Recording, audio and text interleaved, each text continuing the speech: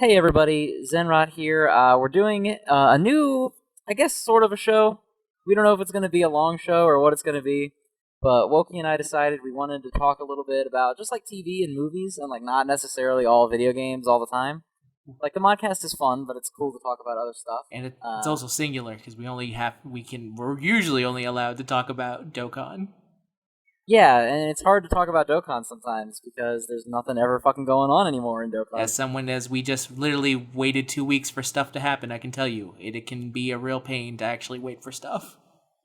Yeah, so we figured we would do just the two of us. Maybe we'll get other people later, but we'll just do kind of a show where we talk about movies, TV, and just that side of popular culture. Because I don't know, I'm a bit of a movie buff. I don't like watch every movie ever, but I watch a lot of movies. Yeah, Um, I would say I'm probably the same. Well, that's the funny thing of where I'm like, yeah, I do the same, but also I kind of also work in the entertainment business of sorts. In like a well, yeah, you're in the Yeah, industry, I'm in the so industry of sorts in a shadowy way that we will not discuss much. But just know that yeah, well, that's forever looming behind every conversation. we'll leave it at that and let it lie. Yeah, keep the Um, mystery. yeah. But so we figured we would do the first one because you have a little bit of personal experience with this, and that's as far as we'll go. Yeah. But and I'm a not necessarily even low key. I'm a pretty outspoken fan of the series of movies, Pirates of the Caribbean. Yeah. The fifth one just came out, so it felt like a good time to talk about it. Yes, it was. Yeah. It's been a while because as I think about it, I guess I've always been kind of a fan of the Pirates series without even noticing it. It just kind of crept up on me one day. Yeah, I was kind of the same way. I think I was just watching the first one, and I was like, "Shit, I like these movies," More, and now I'm yeah. a fan. It was for me. It was literally like going to like just sitting down at work and then just realizing, holy shit, I know everything about the first Pirates movie, and it's been like I think close to 10 years since I last saw it, and yet I remember every single scene from it. Well, fair enough. All right. So just like, I don't think there's anyone that's necessarily unfamiliar with these movies because it's not like they're fucking, indie French movies. I think everyone knows what Pirates of the Caribbean is. At this point, yeah. But yeah, for those of you that don't know, is it Disneyland or Disney World? I've never been to either one, so I don't know which one it's at. So it's at both of them. So just Oh. to give some context as to what Pirates of the Caribbean are, because sometimes some people, I would assume some people actually would never have experienced the ride at all. It's based off a ride from Disneyland and Disney World called Pirates of the Caribbean, which is funny because the current modern day version of Pirates of the Caribbean was actually changed to be more like the movie. Because Yeah, it has like Jack Sparrow in it, yeah, right? they added Jack Sparrow and they added like a different subplot, but it's a ride that's changed kind of through the years in a lot of funny ways. And when Pirates first came out, it was like the start of it. I don't know why Disney keeps doing this. It's only worked once, but Disney keeps releasing movies based off of things from their park. Pirates of the Caribbean, the Country Bears, and the Haunted Mansion all came out the same year, and then like 10 years later, Tomorrowland came out, and the only things Oh, I remember tomorrow. I think I remember the Haunted Mansion too. Was that an Eddie Murphy it movie? was an Eddie Murphy movie. I do remember the Haunted Mansion. That movie sucked. Yes, it did. That it makes me salty to this day because I love the Haunted Mansion, and I've been to Pirates and Haunted Mansion over 100 times at least. I want to say because I live in California, and there was like an entire year where I did nothing but go to Disneyland. And you would never expect, especially me as a kid going through the original Pirates of the Caribbean ride, going like, I did not expect a movie franchise to birth from this. Yeah, off of a theme park ride is not. I think a lot of people kind of when they learn that little bit of trivia, they're like, "What the fuck? Who had that idea?" Yeah, Like, it's a crazy idea. I have no idea how the hell they were able to make it work. I'm gonna guess it was Jerry Bruckheimer somehow behind all this. well, It's the only. I think a lot of it. I think a lot of it. People don't like to hear this because he's not that cool anymore. But I feel like a lot of it was Johnny Depp, and if he wasn't in the movies, no one would watch them, I and they would have died. I mean, obviously, like the character he created is what got Pirates going. If it was not for Jack Sparrow, there would be no larger. It would remain a crazy ride in Disney that you go on when your feet are kind of tired and you go like, I need a cool breeze and some New Orleans. So let's go to friggin' Pirates. Sit down and watch this old man on a banjo tell me about the bayou. the fucking bayou. Yeah. And fun fact, also some trivia. Apparently, all the Disney executives fucking hated him. Like they hated Jack Sparrow as a character. Well, yeah, because that character is bizarre. He plays him like some kind of weird drunk man.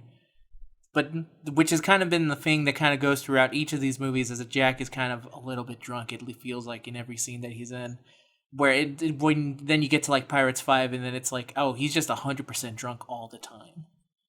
Yeah, well, he said he wanted to play him almost like he said like a drunk rock star.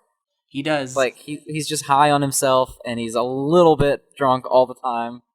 You can definitely feel that Jack Sparrow loves Jack Sparrow. Yeah, absolutely. Yeah, he doesn't. He But definitely he's has a rock star feel.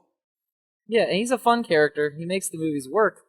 Because to be honest, there's like 3 or 4 characters in this entire franchise that are memorable for their actual character traits instead of just the amount of time that they're on the screen. Yeah. Like people like them. I fucking hate Will and Elizabeth. Okay, that's strong. I don't hate them, but they don't do anything for me as characters. I feel like they're part, like in the first one I really like them a lot, and then as the movies go on it feels like they're let's before we start overarching everything, you want to kind of go through these movies, like, so we just wanted to talk about the Pirates movies in general. We'll be dealing with like 1, 2, and 3 in this one, right? Yeah, we'll go through the original trilogy in this one, and then we'll do a second one, like a part 2, where we'll talk about Stranger Tides, Dead Men, and then just, I guess, our final thoughts. Yeah, on the Pirate series in general. Yeah. Then let's start off with 1. Let's see. Okay, so Curse of the Black Pearl. I don't think anyone disagrees it's the best one. I think that's pretty universally accepted at this point. I want to see the man who goes like, no, it's like any of the other numbered ones. Literally any of them would be an outlandish claim, so we don't have one that works. Yeah, Curse of the Black Pearl is easily the best one. Yeah, introduces Will. Basically, all the main characters were added, and then you have Will, Elizabeth, Jack, and you got Barbossa and Jack the Monkey. The 5 overarching. Who's that milquetoast generic? Oh fuck, man. Norrington, yeah. Norrington, fuck him, but he plays a big part in the first 3 movies too. Strangely so. Yeah, I'm not sure why, because he felt like a background character in Curse, because that's the one we're on. Yeah. He very much felt like a character that was not that important. Like he was sort of just there to be a secondary douchebag. And also, he's like, the movie doesn't dwell on it, but he's like in his 20s when he meets Elizabeth as a little girl. Yeah, and then she's like 8. Yeah, she's like 8, and then when 10 years pass, he's like, finally, I think it's time for us to get married. Like, how long has he been planning this the entire time? I'm hoping she was like 12 and he was like 18 at the time. That's the only way that it's okay. But the problem... Yeah, it doesn't look that way, though. No, it's because the actor is playing himself and not like... And they didn't hire a younger actor to be... right, yeah, it's him in both scenes. Yeah, that's what makes it weird. They have little girl Elizabeth just talking to the guy, and it's the same guy, and like, he's got the fancier wig, because he had brown hair when he was younger, Yeah. But the wig is white. Like, you know it's a wig, but if you don't know it's a wig, it looks like his fucking hair is gray. Yeah, and he's much older. And so He's much older. And to be fair, the olden times were a weird time, but still very, very jarring. Especially with her dad pushing for it really hard. The dad really wanted them to get married. Yeah, that's another secondary character, is the dad character who plays the role of a father. Pretty much, yeah. Just bumbling father who... He's actually really stereotypical now that I think about it. But anyway, Yeah. plot details. Yeah, go ahead. So the very first scene is little girl Elizabeth and little boy Will. Is that right? Yes. That's the opening, isn't it? Yeah. Yeah. And I believe... And Will washes up on the ship with the cursed metal around his neck. Yeah. I also believe she's singing the Pirates of the Caribbean theme, which is yo ho, yo ho. At least I think. She's singing a pirate song. Something that makes... it's the pirate's life for me, right? Yeah, something that makes... I think that's it. Mr... What's it? Damn it, it starts with a G. Gibbs. Gibbs is like, yeah, it'd be bad luck. Yeah. One of, like, the 3 pirates that actually talks like stereotypical pirate in these movies. Yeah, and even though he's not a pirate at that point, he's, like, working with the Navy. Continue. Yeah, it looks like he's some kind of... He's like a I don't even know what he is. He's some sort of just a sailor, I guess. Yeah, Gibbs never has like a very told like past, but he's also probably one of the most interesting people because he has like every movie. There's something different about Gibbs, but we'll get more into Gibbs. Yeah, Gibbs always contributes into basically every film. Yeah, continue. Sorry to interrupt. All right, anyway, so little girl Elizabeth finds little boy Will. They pull him up on the ship. He's got the medal, and she steals it for some reason. Because I actually don't remember why she steals it. The reason is that she thinks that, which is a real fucked up mentality, is that she says she knows it's pirate gold, and they assume that if they find a pirate medallion on the pirate, they'll think he's a pirate boy and then immediately kill him. Well, she might not be. Spoilers for later, that might not be wrong. We'll cross that bridge when we get there. Cross the bridge. She had some good reason as to why she took the medallion. She was right. They would. They totally would have fucking killed him. She saved his life. Yeah.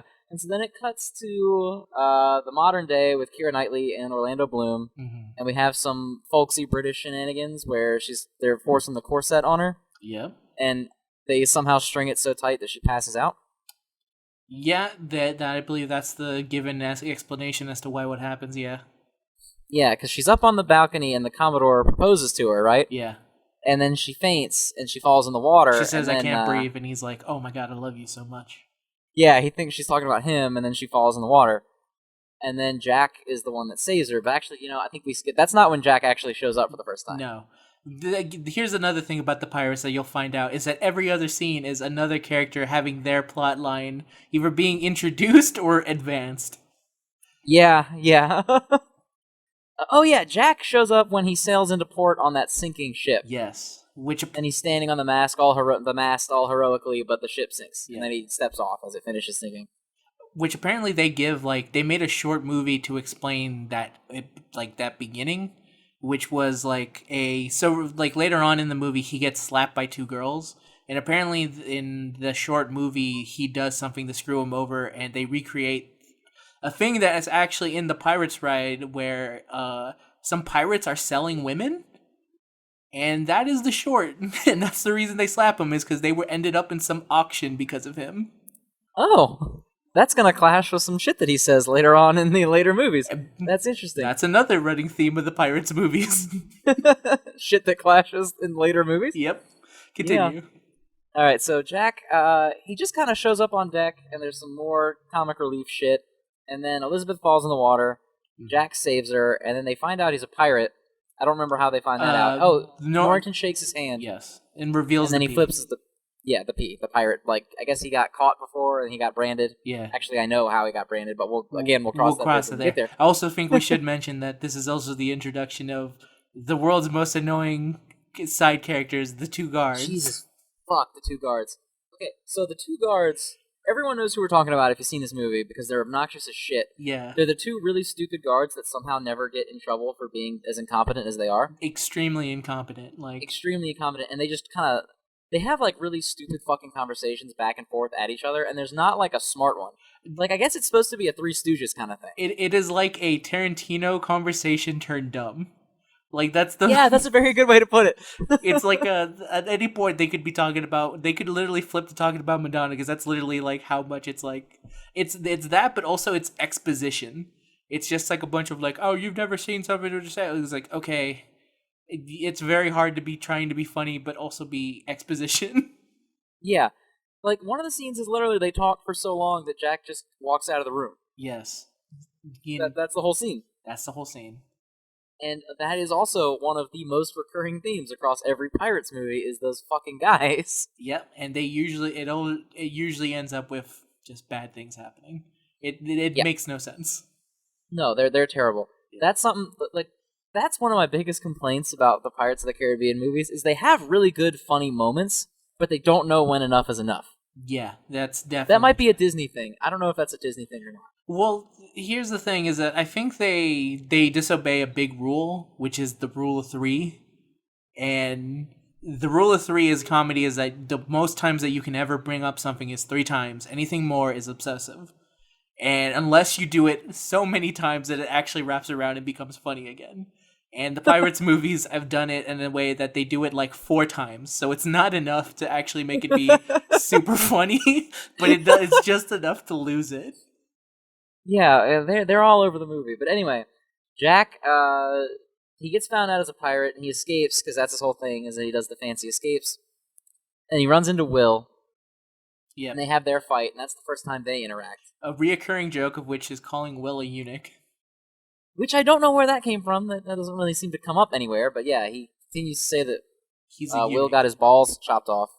Yeah, even though he at one point he produces a son and he still calls him a eunuch. Yes, post son, he still calls him that. As far as he's But and then when Elizabeth fell in the water, I guess when the pirate gold touches the water, that's how the Black Pearl knows where it is. Yeah, it activates like a homing beacon, which Right. kind of doesn't make sense because you'll say eventually why continue. About which part? About how? Well, the main thing is that at one point they're like, "Oh, it hits the sea, so now we know where it is." And then her entire thing when she's on the pirate boat is, "I'm gonna throw it overboard," and then they're actually acting like that matters. Yeah, well, I guess because they were out like on the open ocean, it would just fall forever, and they would have to sink after it forever, and it would be really hard to like get it and swim back up to the top of the boat. I guess. Yeah, but they're like undead skelly men. Like who? What? Yeah, they do walk on the seafloor later. Yeah, see, Which does. There's a lot of things that kind of go like, I don't understand. I think it's because a lot of villains in the Pirates movies have run into the problem of forgetting they're immortal. Yeah, every single one of them is, by the way, except for the British guy. Yeah, and in these movies, yeah, basically all of them are kind of immortal, but they constantly forget the fact that they are. Yeah, they don't just abuse and like the shit out of their immortality like they should. Yeah. And actually, we'll get to a point where that happens later. Like the first hint that they're immortal is they attack Port Royal, which is the city. Yeah. And Will's fighting them off, and I think I don't remember what he does. He like stabs one. He hits him with the back with an axe. That's what he throws a tomahawk into his back, and then he shows up again later. In like the coolest scene the coolest thing he's ever done, where he throws the tomahawk, hits the dude in the back, and when he's on the floor, runs up, picks it up, and continues to continue tomahawking guys. Yeah, which was awesome. Yes, that's the first action scene in the movie that's not kind of funny, because the Jack escape wasn't really an action scene. It was more comedic to me than anything else. Yeah, and also his sword fight with Will, while pretty cool, was also comedic because he'd do things like, "Oh, I train 100 times a day," and then he'd go, "You need a girl, mate." So, yeah, you have. Also, I like how Will trains with a sword 3 hours a day, and now he's like really good at throwing tomahawks and everything else. He doesn't do a lot.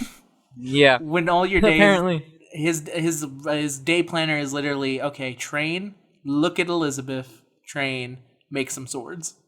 That's it. It's a stunning life. But anyway, the pirates get Elizabeth and they take her back to the ship because they want the gold. And she lies and says that her name is Will's name, assumedly because she stole the medal from him. So she thought that would be a better name to use. Well, I think like the movie never goes into it. I always thought that the reason she gives it was to give hints that like, because if they knew that she was like the daughter of the, what the hell's the name of like the governor of the place, and they would hold her ransom for stuff. But if she gives like a random last name, then they'll think that she's just some kind of weird maid or something. That's why she had to come up with a fake last name. And then the reason I think that she gave that last name is to show the audience that she cares for Will that much, that when thinking of a last name to give herself, she would choose Turner. Fair enough. That's extremely fucking convenient for all of the Black Pearl pirates, by the way. Yeah, it is. Okay. So they take her, and then Will, there's an interesting scene where they reveal that all the pirates are undead. It's actually kind of fun. It's like a stereotypical Disney. If it was more of a Disney movie, they'd probably have been singing during this scene. Yeah. But this is like a vaguely like, we're a young teen Disney movie, so I don't think they sing at any point in these movies, do they? Except for the pirate songs. There's a point where, let's say in 3 there's some singing, and in 1 most of the songs that they sing are in like, is in the beginning, it's at the end, and then one point when they're pretending to be drunk. Right, but it's not like a Disney musical number at any point. No, not really. Yeah, okay, so they're flipping her around the ship and everything, and like if that was an animated Disney movie, they totally would have been singing about something about cursed gold at this point. Yeah, or something like that. I could definitely. But it's a good scene. Yes. Jeffrey Rush is that how you say his name? Jeffrey Rush, I believe so. I think so too. As a Barbossa. Yeah, he's fucking great. I fucking love Barbossa so much. Like rewatching one makes you remember like his line where he gives her where he's like, "If you best not be believing in, you best start believing in fairy tales, girl, cause you're in one." And then he just reveals his fucking skeleton form, takes out a wine bottle and fucking drinks it. Just Yeah, and all the shit just is falling out of his fucking ribs. yeah, and then he just like starts laughing with the crew, and then he goes, "Ah, shut up, we're done." Yeah, he's fantastic. He's another one of the characters other than Jack that, like, if it wasn't for him, the movie would be really hard to stomach, I feel like. Yeah, and he also is the best of all the villains. There's like Oh, hands yeah. down. There's no debating it in my mind. I mean, easily. He's the best villain in the entire series. And I think a lot of it also comes with being able to kind of. He's one of the few that feels like doesn't get flustered by Jack and is actually feels like he's actually legit on his level, like in a way.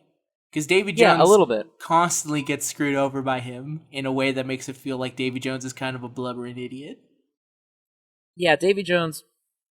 We'll cover him more when we Yeah, get to the second and the third movies, well, but we'll get there. Let's I continue. did not enjoy him. Yeah. Yeah.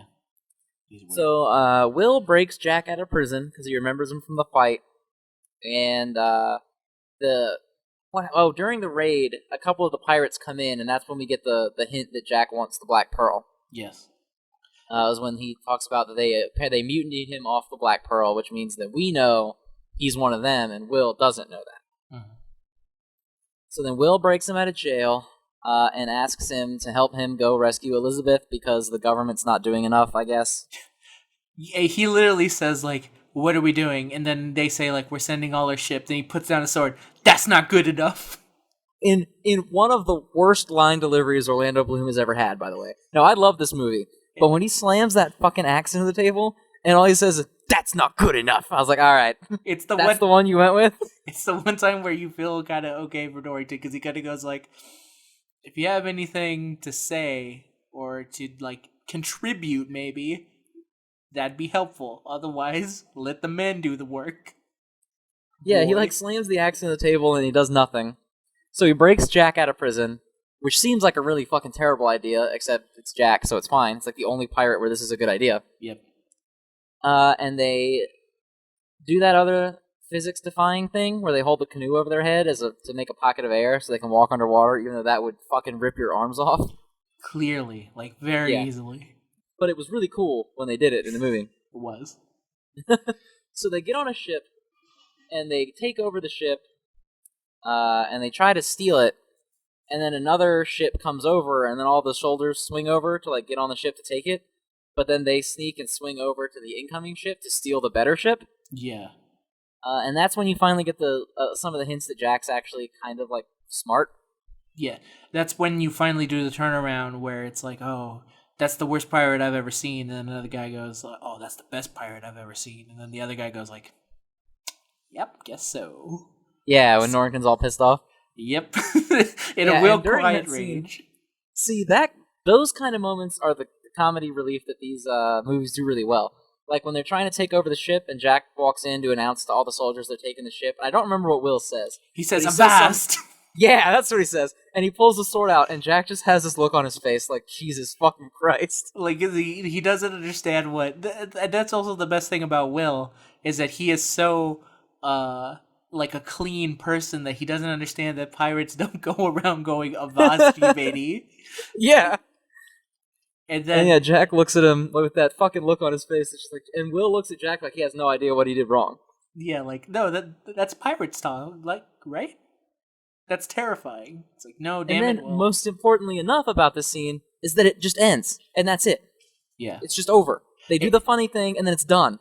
it also ends in a way that makes it feel like so there's a way to the best balance of Jack I feel is being able to do the funny comedy stuff and then also remember that he should be kind of a threat, and that's the way. So Will comes in, ruins everything, and then the guy goes like, so you think you can take us down with just two people? And then he points his gun to his face and goes like, we're not just two people, I'm Captain Jack Sparrow. And then yeah, he says that you can't crew this boat with only two people. And then he basically tells him, yes, I can, because I'm fucking Captain Jack Sparrow. And then they give up. And that's all it takes, is they give up. Yeah. The British Army really seems like a bunch of pansies in these movies. Yeah, they're either, like, horrible assholes or completely useless. Yeah, like One incompetent. of the two. Yeah. And so they steal the ship, and then they go to Tortuga, which is when we meet Gibbs for the first time. But for the most part, And we'll he's kind of nothing. meet Gibbs again. Well, that's true. He was on the original ship. Yeah. Did they say his name in the first scene? Mr. Gibbs. I believe they say Mr. Gibbs. Okay, fair enough. So they find Gibbs and they get a crew together of just various people, and there's a midget in it, and that's supposed to be funny. Oh, he ends up being like one of the like my favorite people in these movies because he's literally like he's the one that when I was a kid I was like I hope he survives for all these because I know that they're gonna start. Congrats to you. He does. The good thing about him is that they don't really like. There's no real jokes around him. He just kind of is a pirate, and everyone accepts it. There's some jokes. No one's like, oh my god, he's really small. But like, remember when he shoots the gun and it sends him flying because he's too little to support the weight of the gun? Okay, there is. But maybe I just like the idea of like he's a small pirate and people just kind of like have to deal with him. Yeah, I mean, no one calls it out, and they don't make like a shit ton of oh my god, the really short guy jokes. They opt for because there is one member of the crew where they do make a shit ton of jokes about. And they opt to do it about an old man who got his tongue cut out? Which is also apparently explained in that short that Jack got his tongue cut off some way. Really? Because Jack seemed like he didn't know who he was in the movie. Yeah, so again, that might be also a case of like he never actually met him face to face. It just like his action caused him to happen. All right, fair enough. Yeah. So they put together like a ragtag ass crew. The only ones that I think are super relevant are Gibbs. I think Gibbs is. I think out of all the ones that eventually, I think it's literally the Gibbs and the midget. Like he survives to all 5 movies. I think it actually is them because even the Black Pearl pirates don't really come back past after 3. Yeah, they're basically gone. I guess they explain that in 4, but again, when we get there. Yeah. So, I actually forget what happens. Do they catch the pearl on the water, or do they get to the island? I think they get to the island, right? Yeah, they get to the island because no ship should be able to catch up to the pearl. What happens is that they go through like they're going through the seas, and then that's when they show you the compass, and they go like, well, how can he be sailing us with a broken compass? Because like it's not broken. He just knows the way for it to go or whatever. So they show him going through like tough seas, and that Jack is able to get them through it, and then finally they reach to the cave. Right, the compass that points to whatever you want, right? Mm-hmm. Yeah. Right. All right, so they get to the cave to rescue. That's right, because they're talking about Elizabeth, and they try to break the curse for the first time, and it doesn't work. When the greatest way ever is when they go like, "Is it working?" And then Barbossa takes out a pistol and shoots one of the pirates square in the heart. And see, he shoots one of the pirates that for some reason they thought it would be even funnier to have a pirate version of the stupid duo that nobody likes. Yes.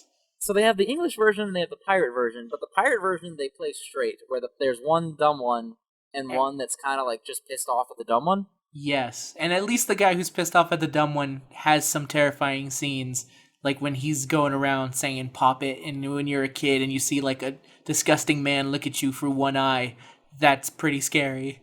But yeah, at least they're pirates and they're vaguely effective at being pirates. Yeah, they're good at their job. Right. And so they have to sail back out because they realize that Elizabeth's blood is not the right blood. Yeah. They find and then they also slap her. Yeah, they hit her like a lot. She gets hit a lot, which I guess is fine. I mean, I'm not like can't hit a girl in movies, but also it's the times. They're pirates. I totally expect this to kind of happen. Yeah, he like punches her down a mountain of gold. Yeah, and then gold. Yeah, and then Will saves them, and they run, and the Pearl chases them, and it catches up to them because the Black Pearl's like the fastest boat in the whole world ever. Yeah, this is also where they Will betrays Jack, and Jack is like, this is the second time that they used the parlay joke, I believe. It is when they catch Jack. Yep. Yeah. So, is it Jack that leads them to Will, or do they just know where Will is? I believe he leads them to Will. Right. Yeah, he does. He does. Yeah, so they catch him again, and I guess they're just gonna kill him. And then Will shows up, and he says he's gonna kill himself if they don't let them all go. And then Barbossa's It's funny as fuck in these scenes too. When like when Elizabeth negotiates for them to leave Port Royal and doesn't specifically say that they have to let her go back to the town. Mm-hmm. And then he does it again with Will here when Will says that you have to let Elizabeth go, and they agree to let her go, but because he doesn't specify anything beyond that, they just throw her off the boat. Yep, real good. Yeah, another good scene that pretty much gets carried a lot by Jeffrey Rush. That happens a lot. Pulling the fucking legwork for sure. Yeah. So they end up, him and Keira Knightley end up on the, or is it Jack too? They throw Jack off and throw her off on the same island they left Jack on the first time. Yeah. That up to this point has been like a big part of Jack's mystique as a character. Like, how did he get off? And how did he get free? He says then his story is that he tied up a bunch of turtles with his back hair. Right. Went to shore. Right. And then you find out that actually it was just a rum runner's island. And they just ferried him off the island, I guess for money or something, I don't know. I'm why he was able to talk his way into letting them go, right. I guess. Right. Yeah. So the British Navy just finds them.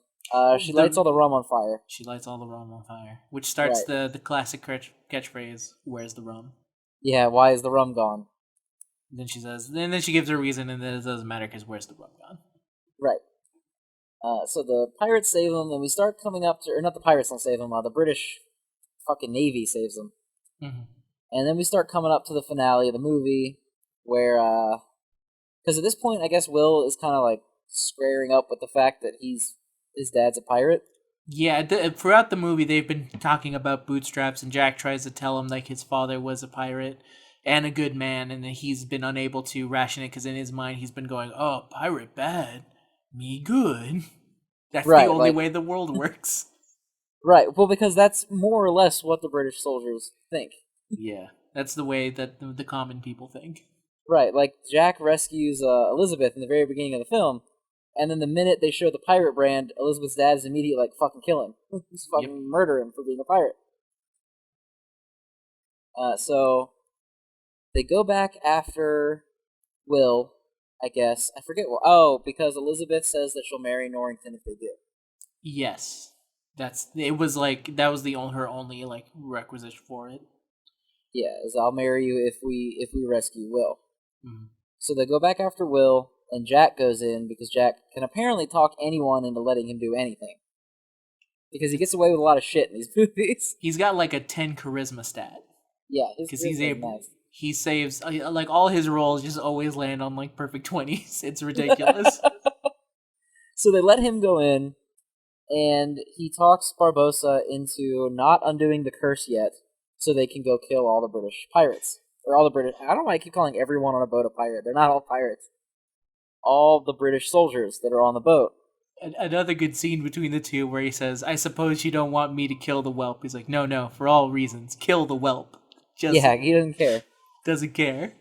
Yeah, I like when he's talking him into being Commodore, so he'll get him a better ship in exchange for Jack getting the pearl back. And he tells him that he'll buy him a giant hat. Yeah, that's a good one too. A bigger one. And so they go out and they start the final fight. And this is another example of characters not like fundamentally understanding that they're fucking immortal and they can do whatever they want. Yeah. These pirates walk on the fucking floor of the ocean, and they climb up the ship and start attacking the British ship. And Jack starts fighting Barbossa to save Will, because he throws Will a sword or whatever. And they all start fighting. But they're actually fighting, like they have to defend themselves. Mm-hmm. But this is also a scene the setup later is that he takes one of the Aztec gold as well. Yeah, and you do see him steal it. Yeah. He runs his hand along the gold and he keeps one. But they are fighting pretty normally, and I want to say that the reason is, at least for the case of like Jack and actually, there's just like no way to really justify it other than they just want to have fun or something. I mean, the justification is that there would be no action scene if they weren't participating in the sword fight. But it's just hard as a viewer to look at it and be like, so at this point we don't know that Jack is cursed. Like, we saw him take the piece of gold, so we kind of guessed it, but we don't have the reveal yet. Mm-hmm. But Barbossa is still blocking Jack's attacks. Like, he has a reason to be afraid of the sword. Yes, exactly. And later on, he's blocking Jack's sword a bunch and they're fighting. And then he throws the sword down. And he's like, "You can't kill me." And Jack stabs him and he rolls his eyes. But then he stabs Jack back, and then we have the reveal that Jack is cursed because he stumbles back into the moonlight, and it shows his skeleton form. Couldn't But then help they keep himself. fighting like for the same. They still dodging all everyone's attacks and shit. They just keep fighting afterward instead of being like, this isn't gonna work. Exactly. It's real weird. It makes almost no sense. Actually, that's kind of why I like. That's the fun thing about near the end of Will's fight, where Will's having to deal with all this, and also he's not immortal, so he's like fighting these dudes, and him and Elizabeth eventually are able to able to use the mechanics of their skeleton form and out of their like human form to stick a grenade inside one of them. Yeah, and then they And push them into the darkness, so they're not skeletons anymore. the guy delivers the most heartfelt line of like, "Oh, no fair," Yeah, because he literally did just cheat him, and now yeah. he's fucking dead. There's no way to Well, coming see, back. that's a callback to earlier in the movie too, when Jack says or Will said that Jack cheated, and Yeah, if he that's had true. fought fair, he would not have won. And now Will is kind of being a little bit more piratey, I guess, is what they're trying to show. Yeah, you're right. That would definitely be the case there. Yeah. Also, I guess that guy's fucking dead, right? I mean, so here's the thing about the curse. When the ancient, like, crazy Aztec gods put that curse on it, I'm not sure if your head just gets detached from your body, what happens. I'm assuming it's like Frieza, where they just kind of, their parts kind of squiggle around and they're He's just still looking alive. around. Yeah, but Actually, no. I guess it would be because one of their hands is crawling earlier on in the movie, isn't it?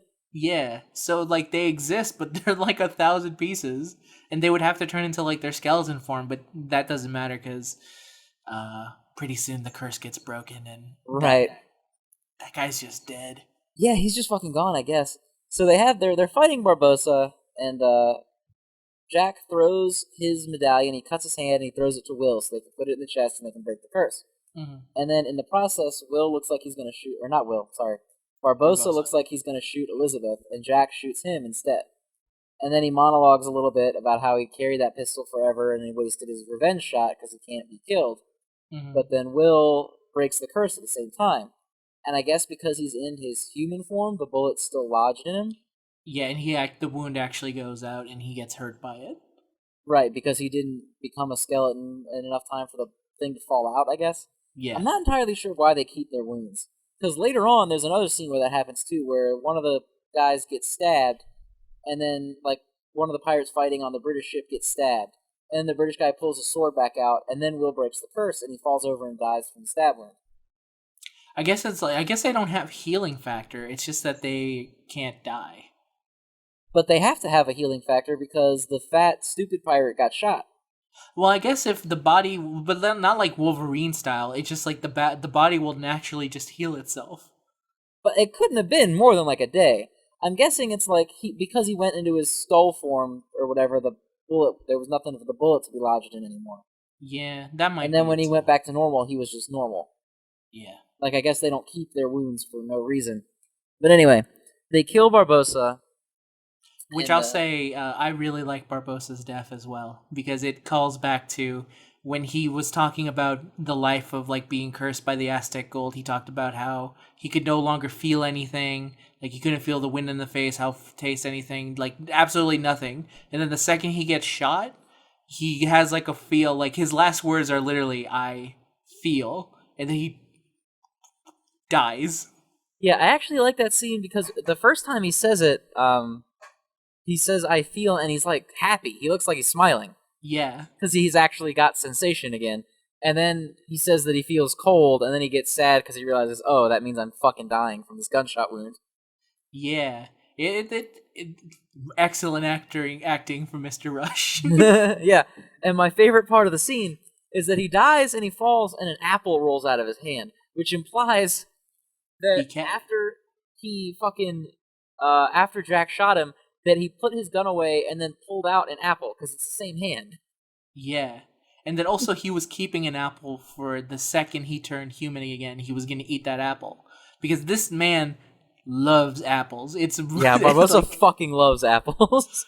like I think the reason he was happy because he was reaching for the apple because he was like, I gotta get in that taste. I gotta get it to my mouth quick. Gotta put this apple in my mouth. It's sour. So good. But yeah, he does not make it. No. So Barbossa's dead now. And everyone's really bummed out about it, I'm sure. At least I am. The viewers probably are. I don't know about the characters. Yeah, the characters are pretty happy about the whole situation. Yeah. So they go back to Port Royal and they take Jack to execute him. Yeah, because his crew abandoned him, and it's also a real funny scene where he's like, "Where's my ship?" He has like all his stuff ready. Yeah, he's got like the crown on and like all the gold and shit. Yep. And they steal the Black Pearl again and leave him again. And he gives that really heartbroken line where like they did what's right by them, like to the pirate's code is what you're supposed to do. Yeah, to the pirate's code.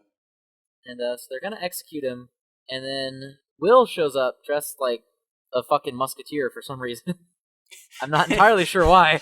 I'd like to think the reason is because Will still isn't 100% sure how to be a pirate, so he's like, "This is pirate-like, right? This is a pirate outfit. Is a French soldier uniform." Yar, avast. And he shows up and he saves Jack. I'm not entirely sure why he saves Jack. I guess because he's like an honorable dude, and Jack helped him, so he's helping Jack. Yeah. Because I feel like the first movie ended with him having some sort of like a brotherly relationship with Jack. Yeah, he at least liked him by the end. It felt even and that does not carry over. No, it doesn't. No, it does not carry over. So he saves Jack, and they try to run away. And then Jack notices Cotton's parrot is at the execution, which means Black Pearl is nearby. And then Will and Jack get cornered, and Will's like, "If you're gonna kill me too, then kill me too." And then Elizabeth switches over and stands in between them to protect him. And then she tells the Commodore, "I know I promised I would marry you. I'm still not going to do it, though. I'm going to marry Will." Yeah. And then Jack falls off the cliff that Elizabeth fell off of in the beginning of the movie, and the Black Pearl is down there to save him. And then he gets up on the Pearl, and he's the captain of the Pearl again. So he finally got what he wanted. And then the movie kind of, as it ends, they kind of give let's give him a day's, let's give him a day to go, give him a running start. Yeah, we'll give him a head start.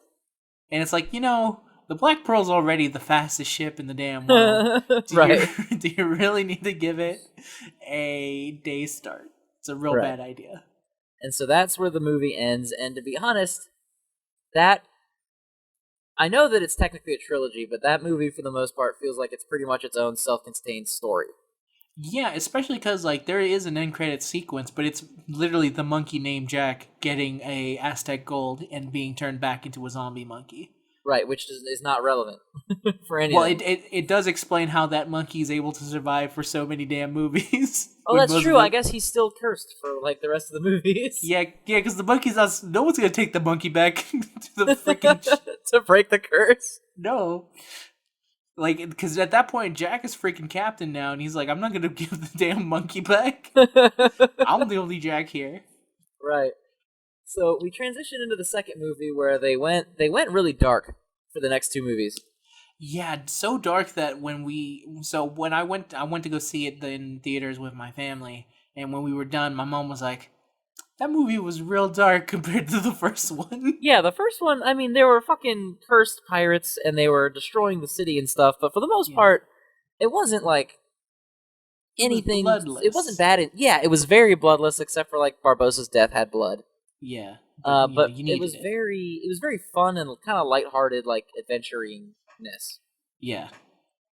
And then the second movie, I don't remember how the movie opens necessarily. I think it's isn't it Jack in a coffin? I believe so. There's a lot for a lot of these movies, I had to rewatch some of them. I did not rewatch 2 because in my mind I was just like, I don't really remember 2 that much. Yeah, I didn't 100% catch up on 2 either, but I know that he goes in and he steals. He steals a picture of the key for the chest for Davy Jones's chest. That's I don't know why. Yeah, I don't know why he needed that, but that's what he stole.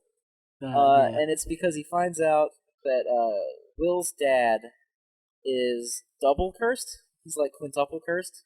Yeah, he has Davy Jones's curse now. Right, he was a cursed. He was cursed to be like a dead pirate from the gold, but Yeah. then he opted for Davy Jones's curse instead of the Aztec curse. I guess Davy Jones's curse overrides it, and he's Yeah, I part. I guess guess. so, and he's part of the Flying Dutchman crew now. And he tells Jack that it's time for Jack to pay his debt to Davy Jones that we don't know about yet, and that he's gonna get fucking killed if he doesn't do it or whatever.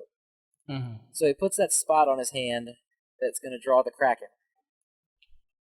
Which seems like when you hear the Kraken and then you realize that all this movie takes place on the freaking sea, the Kraken feels like a overpowered character in Yes, this movie. yes, and the Kraken is another character that just kind of is as effective as the plot needs him to be because he fucking crushes a couple ships right in the beginning. Like the There first is ship that he kills, I think he literally pretty much just destroys it immediately. Yeah, there's like literally I don't remember any ship really surviving this damn monster. It doesn't, but the amount of time that the ship survives is directly correlated to the number of main characters on that ship. Yep, that's true. Because the first ship, literally, it's just floating there, and then it's a panned out shot, and we just see it kind of get sucked into the water. That's pretty much the first ship. It just gets fucking destroyed. The second time the Kraken attacks, the only one on the ship is Will. And they actually kind of survive for a little bit, and then Will manages to get away while he destroys the rest of the ship. Mhm. The third time he attacks is the Black Pearl, and it's like a 15-minute action sequence before he's able to take down the Black Pearl. Mhm. But anyway, we'll get to the fight on the Pearl later because that's where like I'd 99% of the plot of this movie takes place. Yeah, basically. A lot of the movie is just kind of setting up, and this is probably why I don't like it that much, is that it feels like the world's longest prologue to the third movie. It is. It is. It's as far as being like a decent movie, it's okay. It's fun enough. Yeah. But as far as being like a good sequel, it's really bad. Yeah, yeah. So like new villain, posh British douchebag guy shows up. I think his name is Beckett. Yeah, it is Beckett. Yeah, and then he has a warrant for the arrest of Will and Elizabeth for aiding a pirate. And he calls him Jack Sparrow, and they have this weird moment that's completely unearned, where he calls him Jack Sparrow, and they both snap at him that it's Captain Jack Sparrow. Which would be fine if it was Jack saying that, but why is Elizabeth doing it? Yeah, there's no reason for Elizabeth to have any Elizabeth life had to her. no loyalty to Jack whatsoever. If anything, Jack has been nothing but a sexual harassment man for the Like, entirety of their time together. like if it was Will, even that would be fine, because Will did save him, and they had that like brotherly moment in the last movie. But there's absolutely no reason for Elizabeth to snap at him that it's Captain Jack Sparrow, She's because on the she's on the bandwagon now. She's on the Jack Bagwagon all of a sudden. just like Disney, because this is where he becomes the lead. Yeah, definitely. That's when they realize that's the money. Put all the money in the crazy drunk pirate man. Yeah, because fun fact trivia for anyone that doesn't know this, and I know everyone knows this because it's very popular trivia. Originally, the lead is Will, and you could argue that the protagonist is Will through the first three movies, but I think it's pretty clear that the story focus shifts very heavily to Jack in the second movie. Yeah, it's like 100% about Jack, and then by the time you reach the third one, it's like we can't even move without Jack. What were we thinking? Yeah, we literally have to rescue Jack from actual death because It's we have no crazy. movie without Jack. Exactly. We can't do nothing without Jack. Right. So a whole lot of the movie is just Will finds out about his father. I don't remember how because I didn't rewatch this movie, and I know it's He ends up something. on Davy Jones's ship, and then he hangs out with his dad. And then his dad, that's where you learn his dad has a long ass servitude. And then for some reason, he tries this wit to, like, get his father's freedom by winning in some bullshit game that makes no sense. Yeah, a game That's they like never explained the liar's rules of. dice. Right. No, so here's another crazy thing. There's a extremely like 20-minute long video on the DVD of the Pirates of the Caribbean of this movie where they teach you how to play liar's dice, and I remember seeing this video going, I don't know how the fuck to play this game. It makes no sense. Yeah, I'll never be playing liar's dice in my entire life, regardless of whether or not there's rules. So I'm not worried about that. I just But don't yeah, carry that much dice on me. yeah, it's like a lot of dice for a very quick game. Yeah. But he loses, of course. Yep. But then the dad steps in and saves him by adding even more years to his ship servitude. Yeah, it was already a real shitty situation for him. Yeah, now it's even worse. So Will fucked it all up. Hmm. But Just like Will any son would. also, yeah, and he finds out about the key, and I think he steals the key, right, from He did. Davy Jones. He does steal the key from Davy Jones. Right, and he escapes somehow. He has an Indiana Jones moment where he's in the mouth of the Flying Dutchman, and it goes underwater, and he somehow doesn't just die in the amount of time it takes for the Dutchman to surface again. There's a lot of situations where it doesn't make sense for Will to survive this predicament, and yet he survives regardless. Well, it's important to note that these movies are, especially starting in this one, they're pretty much live action cartoons. Yeah, they're by five they've basically entered like Goofy territory, not like Goofy in the sense of like, oh, this is Goofy, like Goofy the character. Yeah, like like the first one never really hit any point where you're like, what the fuck? Yeah, But starting in the second one, and a point we'll get to later, is pretty ridiculously over the top.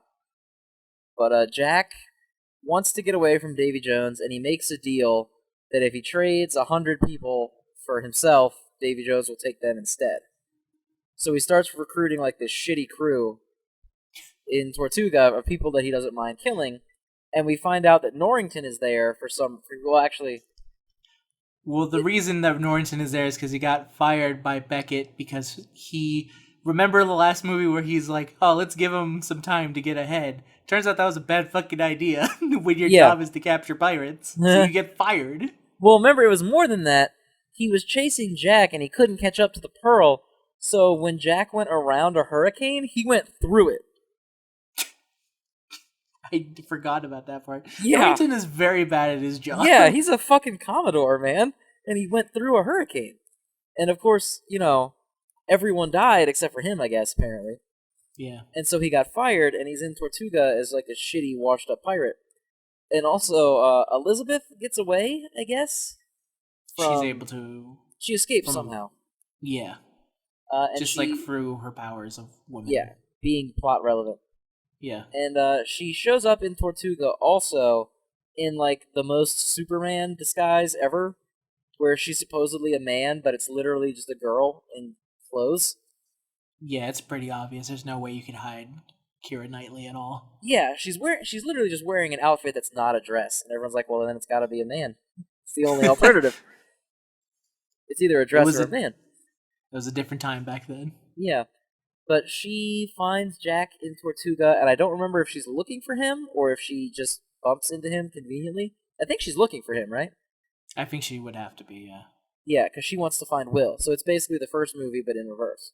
Yeah. And so he takes her on the ship to go rescue Will from Davy Jones. And they have to get away from the Kraken, because the Kraken is in, like, the deep water. So they have to stay in the shallow water where the Kraken can't get to. And is this also around the time where he's talking to the witch already, or is that coming up? I believe he takes Elizabeth and they go to the witch. Okay. To ask her about the key for Davy Jones's chest. Yes. And then they tell her, no. Elizabeth doesn't find Jack that early, does she? I think it's Will that finds him first. Huh. I do not remember much about. Okay. I only remember exact. I missed a massive plot point here.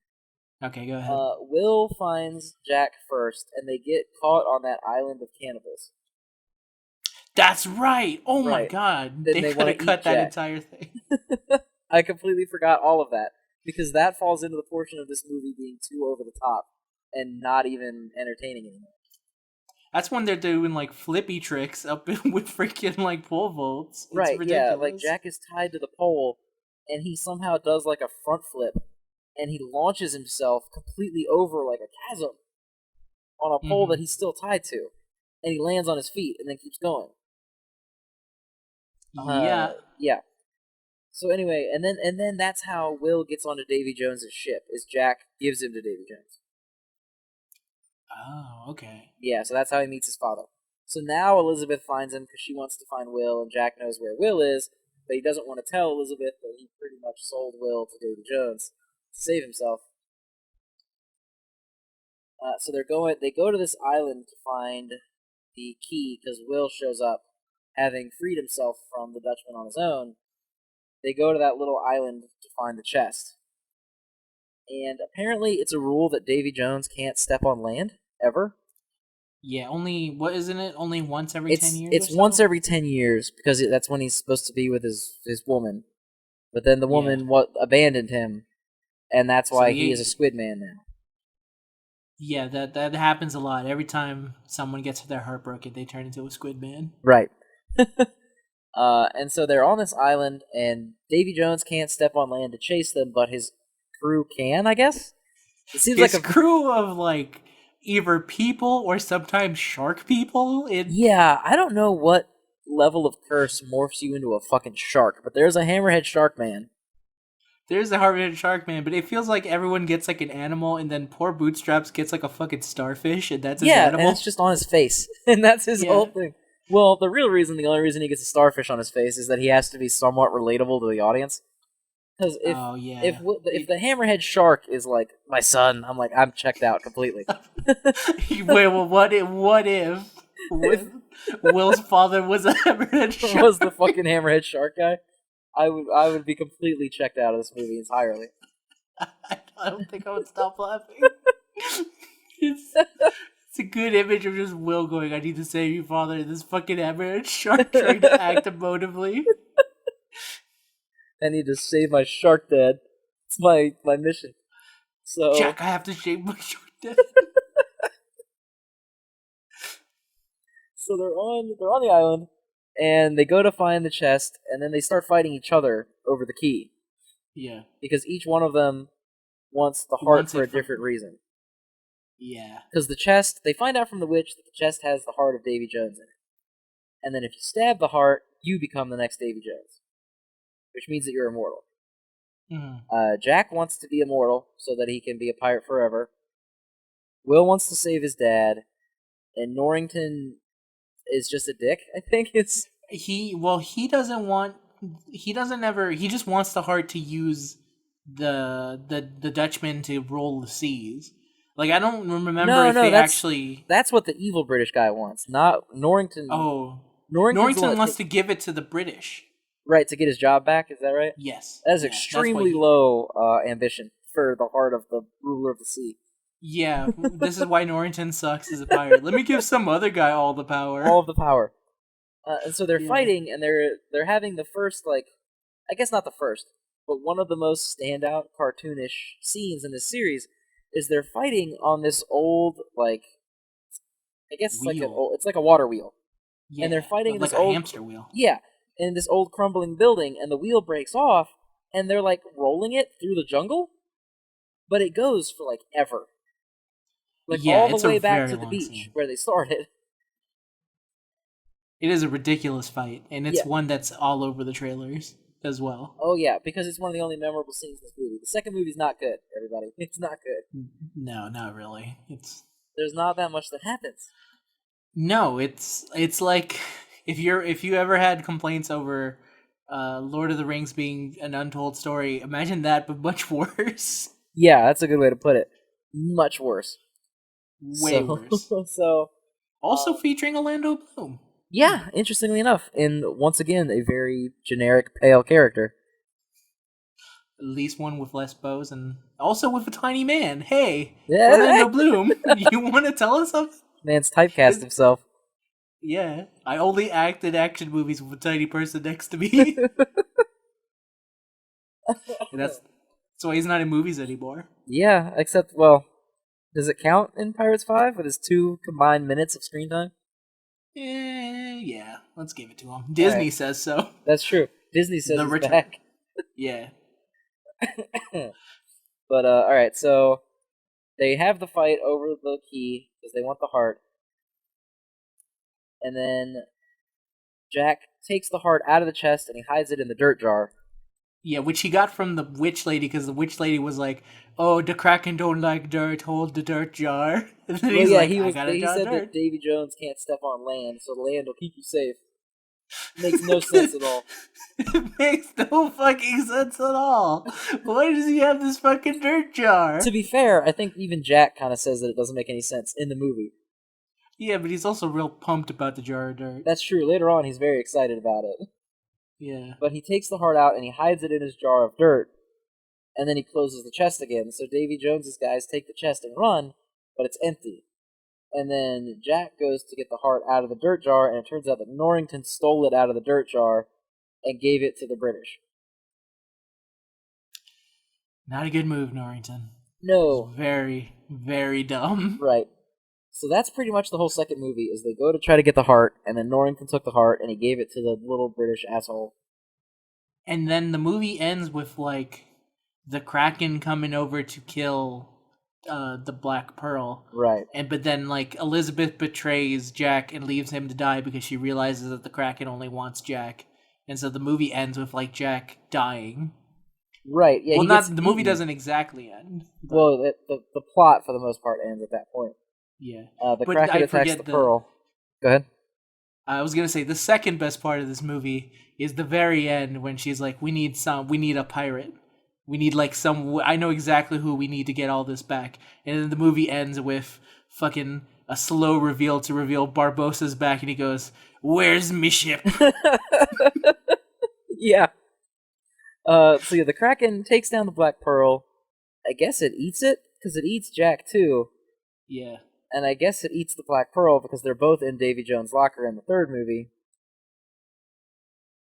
Yeah, let's just go with that. Yeah, that's fine. The Kraken was a portal to Davy Jones's locker. That seems to be what happens. So let's just jump right into the third one, because the second one was the second one. Yeah, it's nothing really. Yeah. But it's not really super offensively bad either. It just kind of exists. It's fun enough on its own until you realize it's literally just a trailer for the next movie. Yes. So, how does this next movie start? Because let me tell you, it's probably the second time a Disney movie has opened with this. Yeah. So Disney turns it up to fucking 11 here on the dark status, where the pirates are singing apparently some sort of, like, SOS song. Actually, well, I saw it recently, so let me set up the stage for this one. So this movie opens up, and it starts with the British, and they're going, like, we're now enacting martial law. Anyone known ties to pirates are basically going to be hung, and they show, like, a bunch of people. They show men, they show an old person, they show a woman, and then the very last person to be hung with them, they show a tiny boy. Yeah, it's this little boy, and he's singing the song that summons the Brethren Court of Pirates. Well, sort of, because, okay, so this boy is now up there, and then he takes out, like, a coin, and then he starts singing to the coin. So the movie begins, and there's just, like, a bunch of pirate people singing a song, like a sea shanty, basically, and it, like, activates, like, this magic shit where every single pirate in the world can now hear this song. Yeah, through the coins. Yeah. But they also actually hang the kid on screen. Yeah, it is fucking ridiculous. Yeah, it's way too not okay for these movies. I also think that Disney should open other movies like this. Like, imagine if they did, like, Winnie the Pooh, and this was the opening to Winnie the Pooh, where there's, like, a little boy, and then he holds the coin, and he starts going, Winnie the Pooh, Winnie the Pooh, silly willy nilly, and then all the other people start going because, like, the song has been sounded, and then they fucking hang him, and then the rest of the movie happens. It's ridiculous. And, like, okay, they don't, like, hang him. Well, I mean, they do hang him, but, like, you don't see him hang him by the neck, but they do show his fucking feet. Like, he's dead.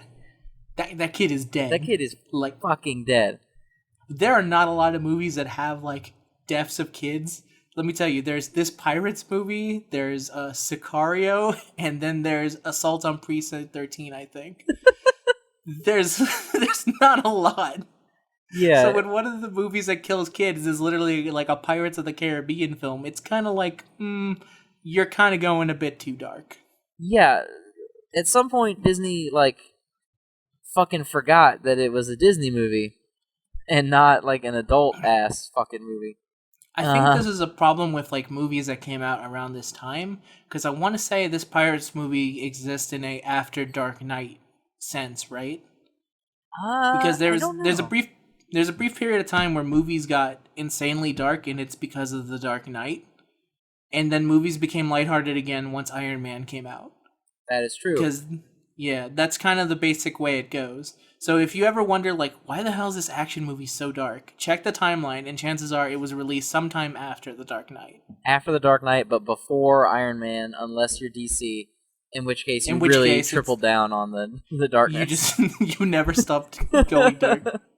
But so yeah, they hang this fucking child, and then it cuts to they're in fucking, I guess they're in Singapore, right?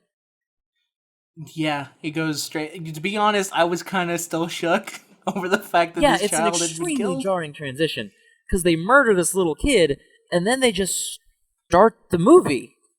Yeah, like the movie could have started with someone going, "They've started the song." It goes like, okay, because literally they don't ever go like, "We don't know who the fuck this kid is." Right. Is this like Jack's little nephew? No, he's just some fucking random kid Yeah, that he's they just some decided kid. to hang. Yeah, who I guess it just got hung because he vaguely knows who a pirate is in some degree.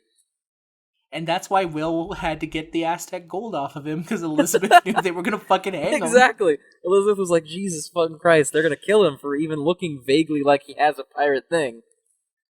The British are like the fucking Punisher. All they care about is, oh, are you a pirate? I guess you're dead now. Have you ever seen Spartacus, the TV show, the recent one? Yeah, I have. The I've seen. British in these movies are like the PG rated version of the Romans in the Spartacus series. Yeah, They're, that's accurate. they're just awful, murdering, like racists. They're just terrible. Yeah. Yeah, that's basically right. It's ridiculous, but we digress. The movie starts. I think they're going to go talk to the Chinese pirate man. Yeah, it's Chow Yun Fat or whatever his name is. Yeah, Mr. Roshi himself. Yes, live Chow action. Yun Fat. Lieutenant Roshi. Is the He's done other things, but I'm not only... gonna go into the lore behind the pirate lords because I don't know what it all is, to be honest. Because it's extremely convoluted, extremely stupid, and definitely made up at the last minute for this movie. Yeah, definitely. Yeah. And also kind of ignored in every other movie because it doesn't really matter. Yeah, even the next movie, or the last one, even. Okay, so they're going to find Jack, and the reason they have to get Jack is that Jack is a pirate lord. So they have to get Jack out of Davy Jones' locker, where apparently he is now, even though he got eaten by a kraken. And the witch lady said, and that's also the reason why witch lady can't just bring him back like she did for Barbossa, is because Davy Jones got him. I can't touch him. Right. Barbossa was, quote, only dead, whereas Jack is in Davy Jones' locker, which I guess is like hell or purgatory or something. I don't know. Yeah, something to that effect. I don't know. But so It's she brings Barbossa back so that Barbossa can crew the ship to go get Jack, so he can like lead the expedition. And so they go to get Jack, and they have to do all this extra shit in Singapore to get the charts that lead to Davy Jones's locker. Mm-hmm. And this is like these are like some magic charts because it doesn't only show just the because this also has like the Fountain of Youth on it. It's just like a chart that somehow is able to find these magical places. Oh, right. It is the same chart that has the Fountain of Youth. And the weird thing is, like, when you look at the chart, it doesn't look like it's designed in a way to hide multiple things. Like, it's like a like a fucked up puzzle piece. You just put them together, and you'll figure out whatever words are spelled. That's how you get it. But yeah, I don't understand how this map works at all. Whatever. The point is that they go to Singapore, and they need to take the charts from the Singaporean, whatever, Asian pirate, and they Chinese pirate, please, because there's a Japanese pirate later. Oh, is there? I did not even. There's a lot of weird pirates in this movie. Let me tell you, this is like a rainbow coalition of pirates. There's a Japanese pirate, there's a Spanish pirate, there's I think a Mexican pirate at one point, there's a French pirate, just every other nation represent African pirate. It's ridiculous. Right? Yeah, there is, isn't there? God, Yep. this movie is bad. Okay, so they get the charts. Yeah. It's really bad. So they get the charts and they go to Indian. That was the other one I was forgetting. oh yeah, there is an Sorry. Indian one. Yep. And he has like a oh hello. He has like a Hmm. super squeaky voice. Yeah, we shall go to war. That one. I don't. God damn it! Damn these movies. They reveal parts of me that I want to keep hidden. Oh my god. Okay, so they get the charts somehow. I think that the British attack, and so the Chinese guy is like, "All right, you can have them because Mhm. just get Jack, and we'll go meet at the thing." But he wants Elizabeth in exchange. Is that right? No. So that comes later, but I believe that like the Chinese guy is working with him because he wants to also work with the British. Like that's the understanding as far as I know, is that either way. So here's another thing that's a problem with 3 is that around 3 they start to forget the reason why people liked 1 and they were like, "Oh, people just liked that everyone was betraying people left and right in Pirates 1, right? What if everyone just decided to betray everyone in like the world's fastest fucking merry-go-round?" Yeah. Uh, around 3, that's a very good point. Is that's pretty much when they didn't realize that the reason people liked 1 was that 1 was a very straightforward, fun adventure film. Yes, that had some betrayal that ended up, but it Some made betrayal and sense. some magical gibberish, but for the most part, it was relatively grounded. They saw Yes. this movie and they were like, you know what everyone liked? The betrayal intrigue and the really over the top magic. That's what everyone actually liked about the first movie. So they take Yes. all the fun out of it because they start hanging children, Yeah.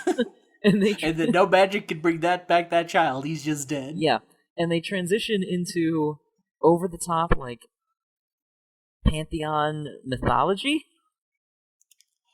Yeah, well, to be fair, you could say here's the thing. That's the reason why it worked in 1 is that you don't realize the fact that everything behind 1 is caused by crazy Aztec gods. Because hey, all you need to know is that hey, these coins were cursed by Aztec gods. That's That's literally all all you you need need to to know. know. Yeah, You don't need to know that fucking Quetzalcoatl himself came down and like peed on the coins with his magic pee to make it so that they turned skeleton. yeah, It's not needed. yeah, and they didn't say anything about that.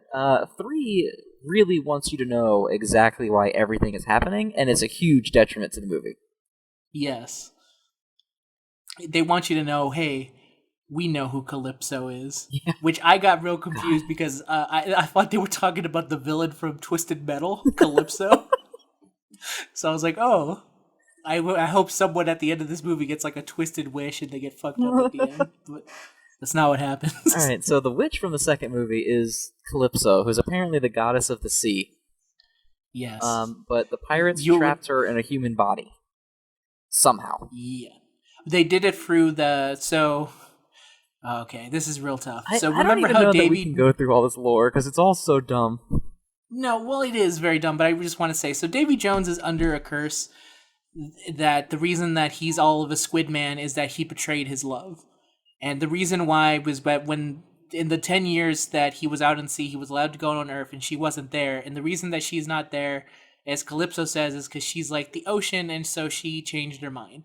So then he was like, that's fucked up. I'm going to go to the pirates guys and tell you how. And he, behind their back, tells them how to uh, seal her up. And she does not know this because near the end of the movie, when they release her, she's ready to fuck over the pirates. And then Will says, by the way, Davy Jones is the one who told him how to do it. He told me, real convenient that he told me that, but hey, your man fucked you. And then she goes, damn it. And then she turns into crabs. That's right. She turned.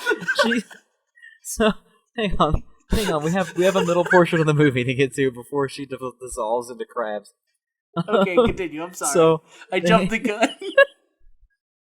So they get to Davy Jones' locker, and they rescue Jack, and also the Black Pearl, which is there because I guess the Kraken just shits things into Davy Jones' locker when he's done eating them. Yeah, and also here's where the movie also decides that, you know what we needed? We needed crazy magic, and also, let's have way more Jack. Yeah, we need 150 Jack Sparrows. Just so much Jack Sparrow. And that's what you get in this movie, just a shit ton of Jack Sparrow. Yeah. So there's like and that's another one of these examples of the movie not knowing when shit has stopped being funny. Yep. Because, like, throughout this movie, they continually have Jack just talk to Jack. And it's like, okay. And see, it wasn't even completely funny in the actual scene where it happens for the first time. It was like a little bit of a chuckle. Yeah, Because like it is.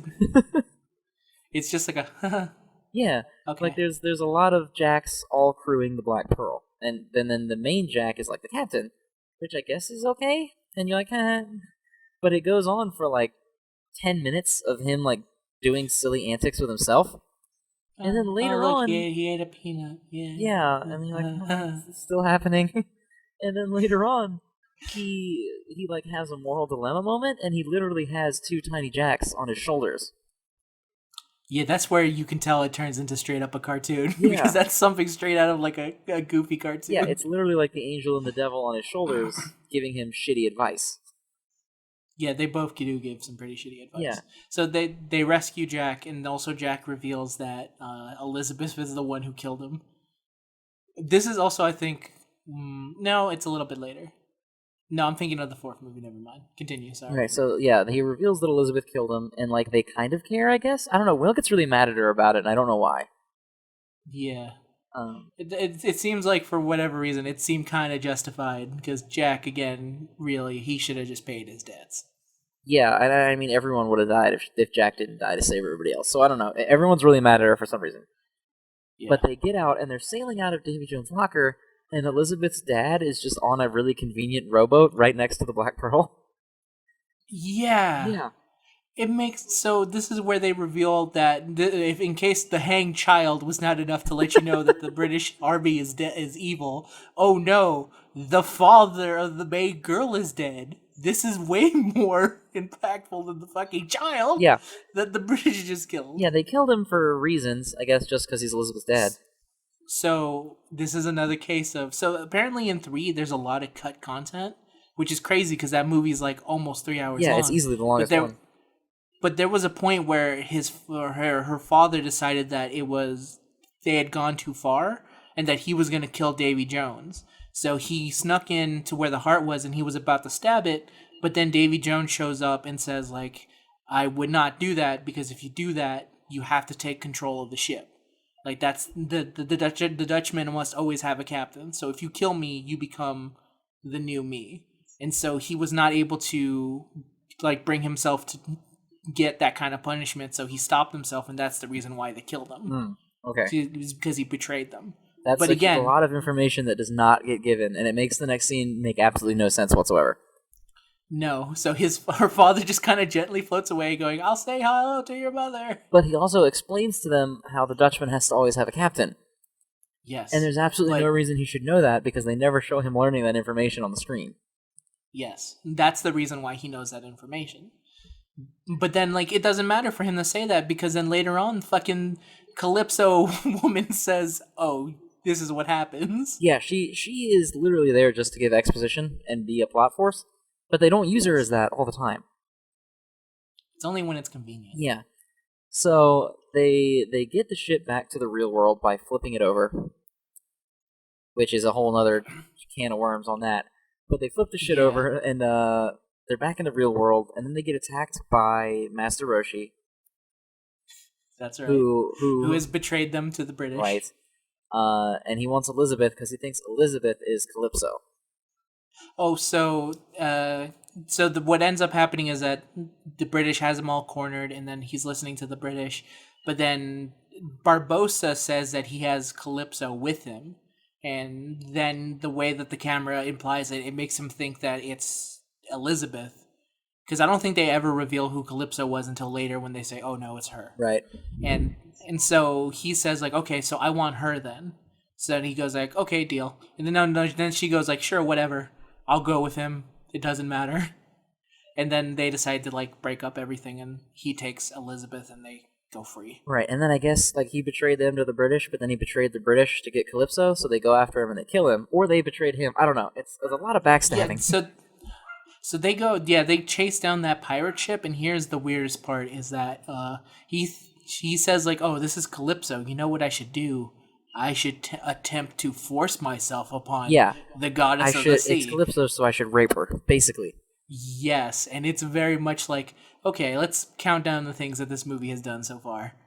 Killed a child, and now a Chinese pirate is attempting to rape the main character. Right. And then I think like she kind of fights him off, but then he gets hit by a fucking cannonball, right? He does, and then he has like a pathos at the end where she's real bummed out, where he's dead, Yeah, and and it's like, he also gives her like his magic trinket that makes her the pirate lord of Singapore. yeah, she says you're the captain now, Right. and she's the captain. Even though no one was there to hear that, and pirates Yeah, probably wouldn't agree. and one Chinese pirate was literally, "You're not my captain." So, So then she sails the Singaporean ship to something something cove. well, what ends up happening is that so they get captured by the British, and then on it is where Lord Beckett is, and then Beckett learns that the British has killed her father, and then he decides to betray the British to help them, and then she goes on a ship, That's and then that's Norrington. is that Norrington? Okay, my bad, Norrington. Beckett's the main douche. My bad. So slightly less douche, and then so he decides to save him, and then he gets stabbed by bootstraps, and then the Dutchman, not Dutchman, Davy Jones comes up to him and he goes like, "Do you fear death?" And then he stabs him as his final words, and he goes, "I guess not." Right, that's right. He stabs him through the stomach or like the shoulder or whatever, and nothing happens. He just kind of looks at it. He's like, "Eh," and then he pulls the sword out and he keeps it. And that's officially the last good thing Beckett ever did. Norrington. Where he just read, yeah, Norrington. God damn it! Damn these British people. Fucking British people, but yeah. Oh yeah, Elizabeth's on the Dutchman, and he helps her get away. Yeah, basically. This is just an excuse to show him die. Pretty much, yeah, and just die is not an asshole, basically. And then also he kisses Elizabeth because I guess everyone, if they're gonna do their goodbye, decide to kiss Elizabeth. If you gotta before they go out, kissing Keira Knightley's a good way to go. Yeah, okay. You know, fair enough. if you have to. You know, So she gets put that on my away, grave. I guess, back to the Singaporean pirates? I don't know, because she leads them all to the cove, whatever cove. Yeah, she leads them to the cove, and that's when she tells them that, hey, they're coming. They're coming and they're going to kill everybody, so we have to declare war. And then Barbossa's like, but you can't declare war because only the pirate king can declare war, and there's not one. And the joke is that there's not one because pirates only vote for themselves. Yeah, and then there's also, well, before that, I think he says, like, I forget what exactly summons him, but then, like, this is also the scene where where you finally see Jack's dad. And it's Keith Richards? Yeah, it's Keith Richards, and then he's like, "Oh, how's mom?" And he has like his tiny shrunken head of his mom there. But his dad is like the exact opposite of Jack, where Jack kind of plays by his own rules, and then his dad is like just super follows the rules all the time. Yeah, he's like defending the code. Yeah, no matter what. Like the second someone says like, "Hey, I'm not defending the code," he like turns bloodthirsty on them. He like kills a guy. Yeah, someone says fuck the code and he shoots him and he fucking kills him. He's like, "No, we must respect the code." But can we also point out how when Johnny Depp bases part of Jack Sparrow on a young Keith Richards, that casting the old withered Keith Richards kind of ruins that? A little bit, just because it's real weird to see just the two of them together, because it's like, oh man, I forgot that Keith Richards is kind of close to dying at every single moment. I forgot that a coconut almost killed you and now you can barely function. It's like when you see a 40-year-old wrestler and you go, "Oh no. I'm so sorry. Yeah. I love you." Yeah, pretty much. There's a reason Stone Cold Steve Austin doesn't do stuff anymore. Yeah, because if he wrestles anymore, he'll fucking turn into Ric Flair, where Ric Flair like shouts and starts bleeding out his head.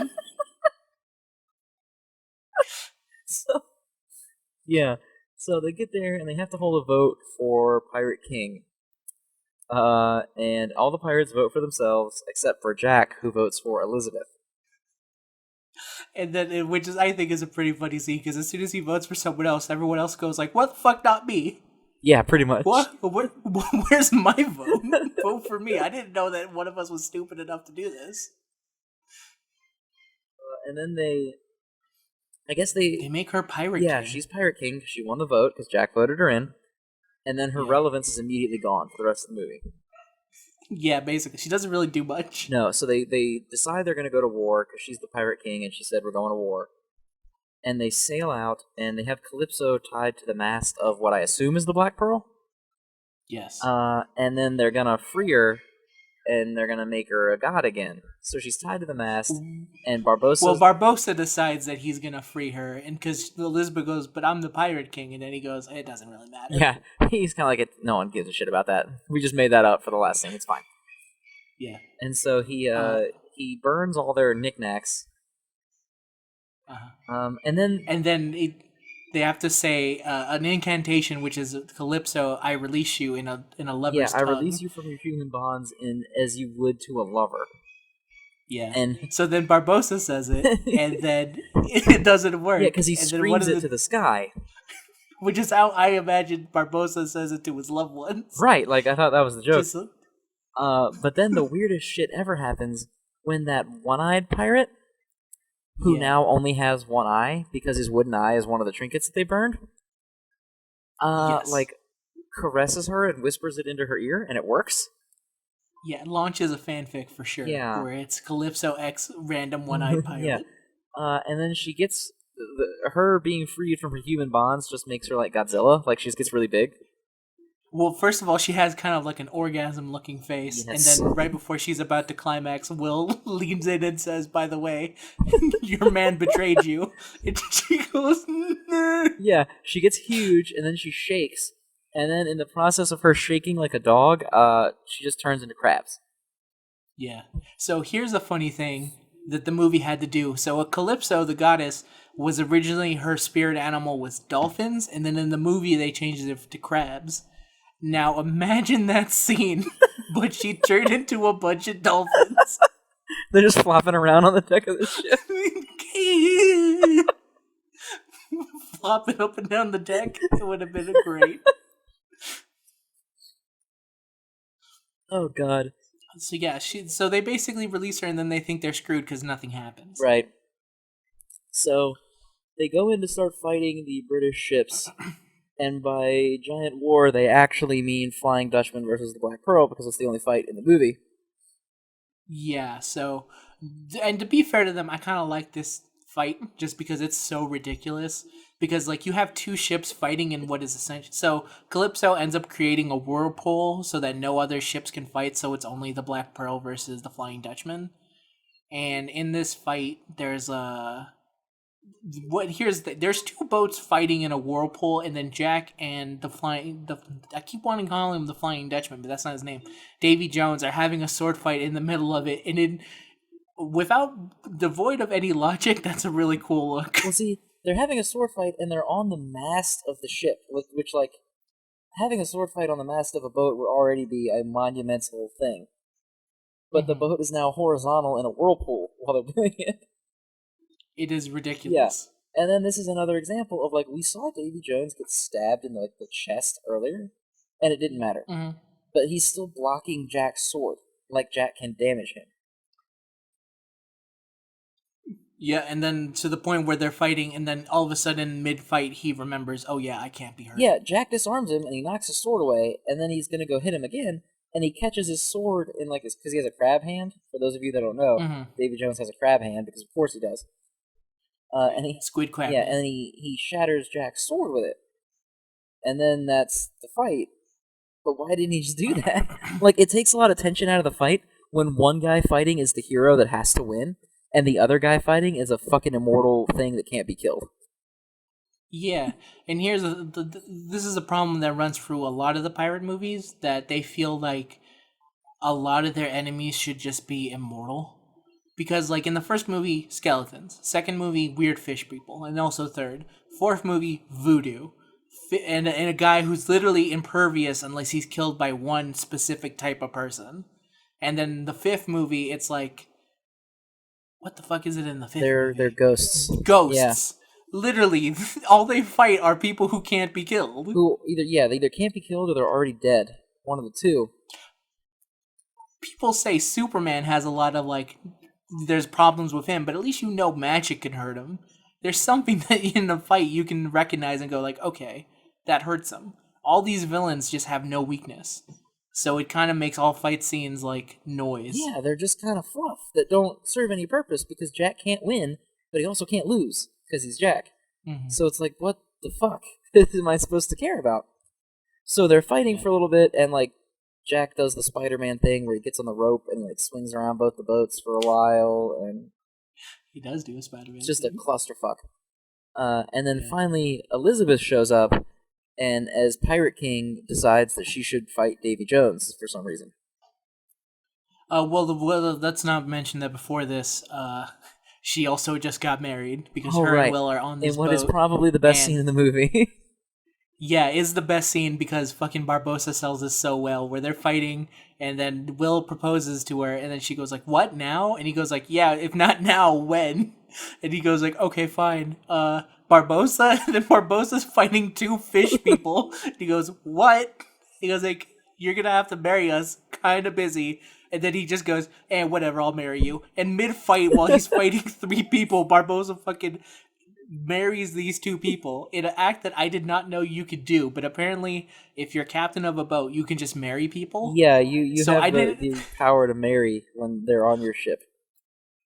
I didn't know this. I just thought Elizabeth was like really good friends with Barbosa, and she wanted like him to be the one at the wedding to say it like a good friend. No, so he can marry them, and it's easily the best scene in the movie because he's standing on top of this thing like he's a priest, and there's two Mm-hmm. fishmen on the bottom of the thing trying to fight him, and he's fighting the fishmen at the same time, and he's like cussing at them in like Disney cussing, where Yes. because all the cussing in this movie is like you wretched cur, you know. Yes. Harlot. Yeah, a lot of Disney cussing. But like he's flipping around, and he's like doing ridiculous shit and like stabbing these dudes while he's also marrying them. Easily the best scene in this otherwise very uninteresting movie. Yeah.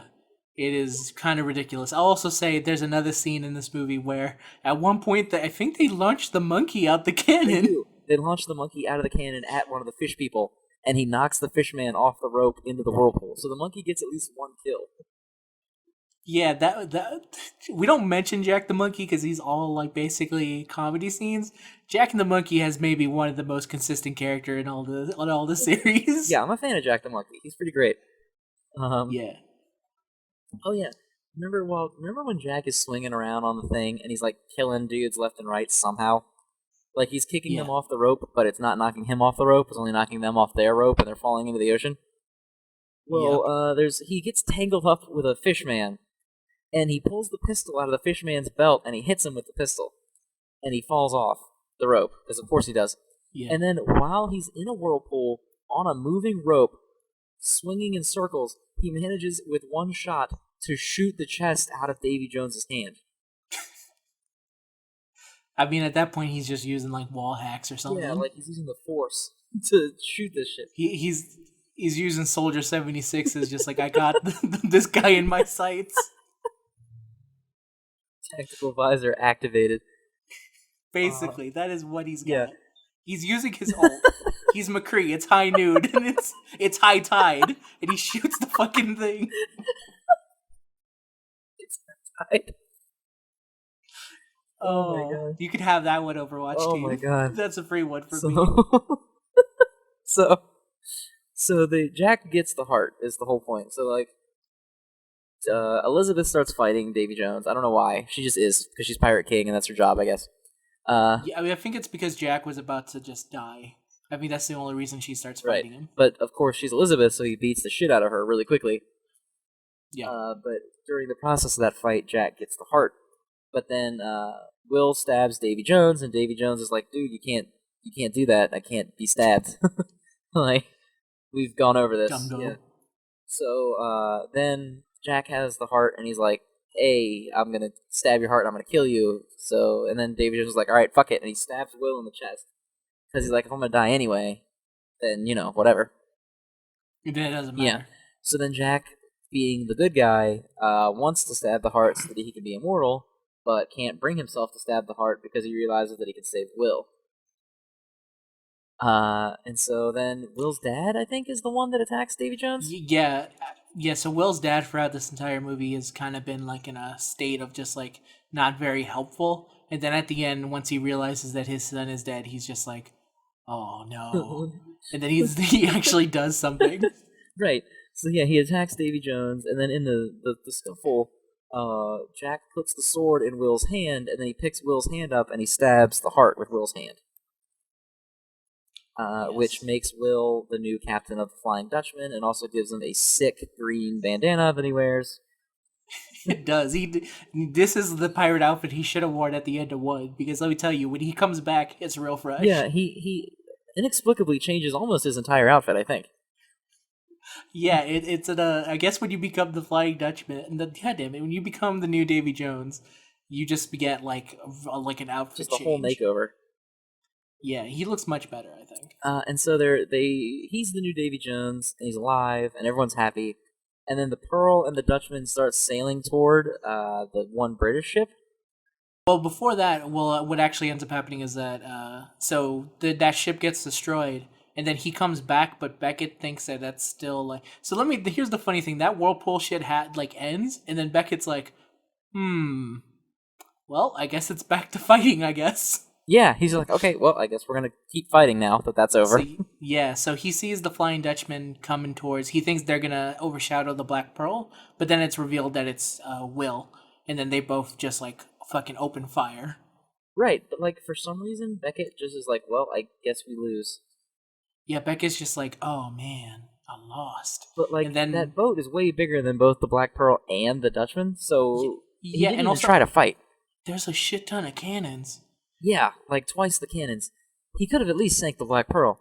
But anyway, he has a blue screen of death moment, and he can't bring himself to do anything. And they shoot down the flagship. And then the British just give up.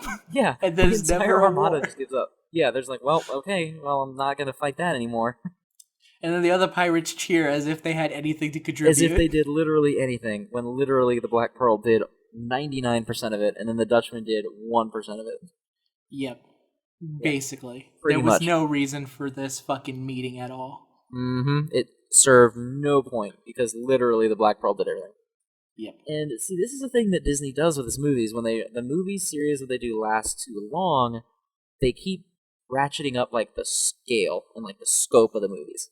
Mm-hmm. The first movie is about a guy who wants his fucking boat back, and another guy who just wants his fucking girl back. Yeah. That's the first movie, and that's all then the villain just wants his fucking life back. Yeah, and then the villain just wants to not be cursed anymore, and then they fight. Yes. And the second movie is kind of nothing. Jack wants the chest so he can be immortal, but also Davy Jones wants to kill Jack, which is fine. The third movie is every fucking pirate is gonna die everywhere, which you can't do that. I can't bring myself to care about every pirate in this fictional world when I only know 3. It's true, especially when the British are pretty much assholes, but so are the pirates. Yeah, it's easy to paint the pirates as like the good guy, but the pirates also murder like a fuck ton of people all the time. Yeah, and steal people as well. Yeah, they're not good people. They're awful. Yeah. Yes. The British might be dicks, but they are objectively correct. One is a dick and the other is an asshole. Yeah, pick a side. Pretty much, yeah. But like, they get to the point that it's an unrealistic stake, where it's like, oh, we have the Flying Dutchman, and so we're going to kill every pirate on the fucking planet unless Jack stops us. But like, Jack's the only pirate I'm okay with existing. So if every other pirate dies, it's like, okay, well, it's Jack and Barbossa, the only pirates I know. Yeah, it's either them, and then there's Mr. Gibbs. Which I'm also cool with Mr. Gibbs. Yeah, we have no problem with Mr. Gibbs, but that's mainly because Mr. Gibbs doesn't really do anything to make it. He just kind of goes like, yeah, keep to the code. And you go, thank you, Mr. Gibbs. Thank you, Mr. Gibbs, for the lesson on the code. Perfect. And that's really all it is. So the third movie stakes are just ridiculous. And then you take in personal stakes, and the movie gets like fucking bogged down. Yeah, and you have like, you've got so many fucking plots going on. You got like, oh, Jack and Beckett have a history, and Will and Elizabeth are kind of fighting and kind of not fighting.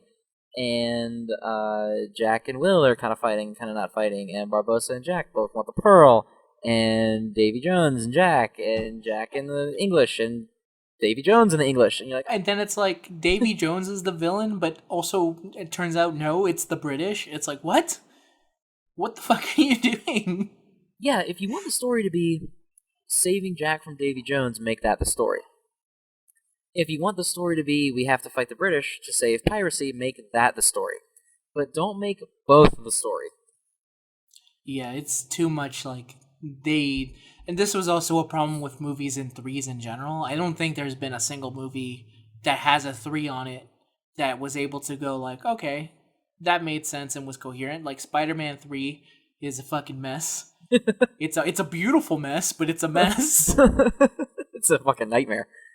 Yes, it is. Not even the Dark Knight Rises also had its own share of problem. I don't think there's, except for maybe Return of the King. That is the only 3 movie where people are like, that's the one that was all like on par with the others. Usually by 3 they kind of just mess up. The third Star Wars prequel is the better one, but that's because the other 2 are reprehensible messes. And that's because that's another movie that kills a bunch of children. They do. I guess. And you see their bodies again. They killed the ball. To be fair, 2 had implied killing of children as well. I guess maybe there was a period of time in the 2000s when we were just okay with killing children. Well, that was like that's the easy edgy is you kill a kid. It's true. It's very easy to be like, oh, we're dark because a kid died. Yeah, it is. It's very easy. Yeah. But yeah, the pirates, and by the way, if you think the pirates are dead now and everyone's happy, the movie still continues because now I guess Elizabeth needs her send off for the 3rd time because now as the movie gets closer to ending, Elizabeth for some reason is told to go on a boat, and you're like wondering why the hell is she going on a boat? Why isn't she following them? And then the next scene is like 2 swords in the sand, and you go, did they just have sex? And then they reveal they pretty clearly just had sex.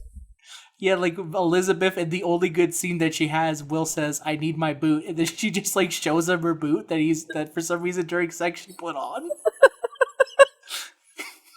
I don't know what kind of sex these people are having, where she was like, "I strapped on this boot mid coitus." That's pirate sex, man.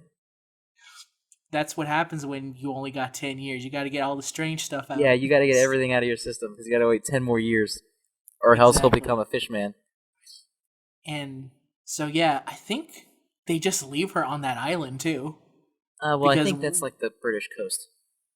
Is it? Okay. Because I'm pretty sure it's the same place that they come back to in the 5th one. Yeah, and because at the end of this movie, they also come back. And then also just to wrap up 3, like, at this point, Barbossa has... What is Barbossa? He's stolen the Black Pearl. Yeah. He stole the Black Pearl from Jack. Again. Yes. But Jack was able to steal the map. To the Fountain of Youth, yeah. And there's another reason why Mr. Gibbs is good, because Mr. Gibbs didn't betray Jack. He just got drunk and was not on the Black Pearl. Right, and he was just like, all right, let's go get the Fountain of Youth together in this dinghy, Jack. And he's like, all right. Yeah, let's do it. And I think actually Jack leaves back Mr. Gibbs. Jack is just like, I'll do it myself. And he goes off, and he, much like the first movie, he ends the movie with singing the pirate song, which... Right. Really bad eggs. That's the main thing that he says. Yeah, that's the joke. That is the joke. That is the song, man. Yeah. It was a different time. It was a different time. And see, so here's where technically the original trilogy is over at this point. Mm-hmm. But they lead into the next movie with this Fountain of Youth bullshit. Yeah, which we'll get into next time because we're almost nearing as 2 hours. We're almost as long as one Pirates movie. Yeah. But I just wanted to say that, like, the sequel-y nature of the original trilogy kind of sucks because there's not enough there to carry it. Like, it's very strangely paced because you have the original movie that is its own movie, and that's it, and it's good, and it's fine. And then you have the second movie, which is barely a movie, leading into the third movie, which is like 4 movies, all mashed into one movie. Yeah, I think that the movie series could have done better if they had followed, and I don't understand why more movie series don't follow this, but they should have followed the Indiana Jones way, where every movie is just kind of like its own special thing. Right, and that's sort of what the ones that we'll talk about next time do. Yeah, they try and get things back onto the right track, but they have some problems with them as well. Yes, we'll go into those next time though. But yeah, we hope you enjoyed hanging around for Jesus, over an hour and 45 minutes. It's going more as we talk more. Yeah, of us just having, sitting around talking about pirates. That's it. Anything you want to say? After we're done with pirates, we will look into seeing something else. Yeah, we don't know what. We'll talk about other movies. Maybe we'll ask Twitter or something, or maybe we'll just Or whatever a movie TV catches our show. fancy. Yeah. We have some pretty good ideas, but yeah, this has been fun. I like talking about movies. Yeah, me too. It's a little rambly, but we'll come in a more coherent style as we do more than one episode. Of course. Figure the right balance of trying to explain what happens in these movies, and then also just trying to get comments about them out as well. Yeah. But yeah, so thanks everybody for watching. We hope you enjoyed it, and we'll see you in Pirates Part 2. We will see you on Stranger Tides. Stop. Oh, I didn't even mention, I'm pretty sure 90% of the reason people like these movies is that fucking song. I mean, it's better That's than the greatest song that they... That's the greatest fucking song in, like, any movie soundtrack ever. It's true. It's gonna be a real shame that we can't put that song anywhere on here because it would immediately be detected. Immediately copyright strike. Yeah. But you might be able to put the one that's in Kingdom Hearts 2 because that's technically a video game soundtrack. Oh my god, you're right. I'm gonna do that. The battle. Try scene. looking. Try looking for the one on Final Mix because the original one is like a kind of bad chippy version, but okay. the Final Mix one is much better. All right, I'll put it on right as you start singing that. In terms of the original trilogy, I do think that it goes Pirates 1, the Kingdom Hearts level of Pirates 1, Pirates 3, and then Pirates 2. I could sign off on that if they didn't have obviously not the voice actors doing the voices in the Kingdom Hearts level.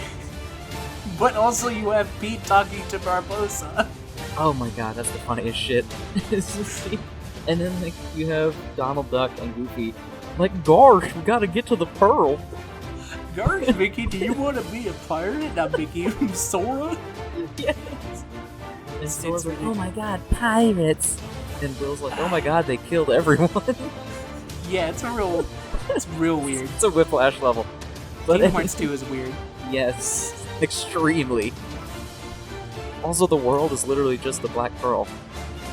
Yeah, that's it. That's the whole thing. I can't wait for Kingdom Hearts 3 when they put in Pirates 5. It's fucking the ghost pirate vomiting blood. Yeah, just all over the place on Sword, and it's super high definition. Oh man, I would love that. But now, yeah, try and sign off because I'm just holding you back. Yeah, we're at almost an hour and 50 minutes now. But yeah, thank you guys for tuning in. We hope you watch Pirates Part 2. I will definitely put it up on Twitter or something when it's out because it's actually going to be over on Wokey's channel next time. Yeah, if you haven't checked his channel out yet, make sure that you do. He has some pretty fun stuff with what's your gaggle of buddies? The Mew Mew Force? The Mew Mew Force, that's who it is, yeah. He's got some fun stuff with some friends of his over on his channel, so check him out. So if you ever wanted to hear high-level KFC content, we have you covered. It's a niche market, but it's strong. Yes, very strong. Yeah. And we'll see you guys next time. Thank you. Bye-bye.